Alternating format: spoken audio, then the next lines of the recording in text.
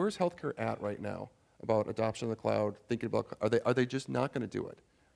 Yeah, so they're afraid for all the right reasons. In the past, there has been a scenario where regulatory-wise, there isn't enough protection for hospitals today to just jump out and start using the cloud. Luckily, that's all changing, and and don't kill me for saying this, but you should look to the federal government in this case, because the feds do have a set of privacy and security requirements. And if you're going to jot a couple of things down, look at FedRAMP. FedRAMP is the Federal Risk Management Program that all future systems that are cloud-based must use in order to sell to the federal government. So if you go to a vendor and you say, how much do you trust the data in your cloud? They say, well, we trust it 100%. We use it ourselves, et cetera. And you say, are you FedRAMPed? Use it as a verb and say, and if they tell you what is FedRAMP, that's probably not a good thing to hear. So you say to yourself, okay, what are the feds doing? So NIST, the National Institute of Standards and Technology, has already been given the requirements to establish there's about 800 or 900 what are called controls. For example, one control is ask for a username and password. Another control is make sure your data center is locked. So there are about 900 controls like this in FedRAMP. And luckily, lots of cloud vendors recognize that the federal government is one of their biggest customers. It's an $80 billion a year customer. That's how much the feds spend on IT every year.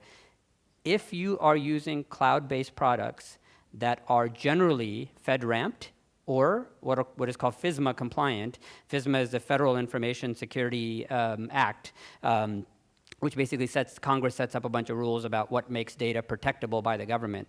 Here, you don't have to worry too much and say, what should I do in healthcare? You should do what NSA is doing. Don't do what NSA is doing in terms of surveillance, but how they protect their data. You should do what CIA does. You should do what White House does. You should do what GSA, these very large government agencies who have a ton more cash than you guys to spend on IT are making their vendors go through all of this. So you're scared for good reasons, and you should be.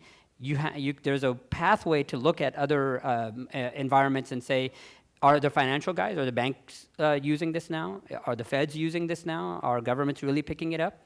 When you see the answer to that is rolling into many more yeses than nos, then we're ready in healthcare as well. You definitely should not go until you see some of your peers in other industries. I don't mean peers in the hospital industry, but peers in other industries doing it.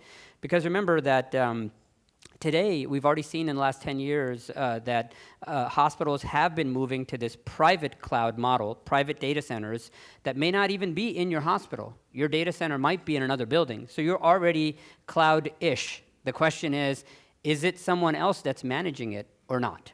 So we're already making strides in that capacity. So we've taken one step forward.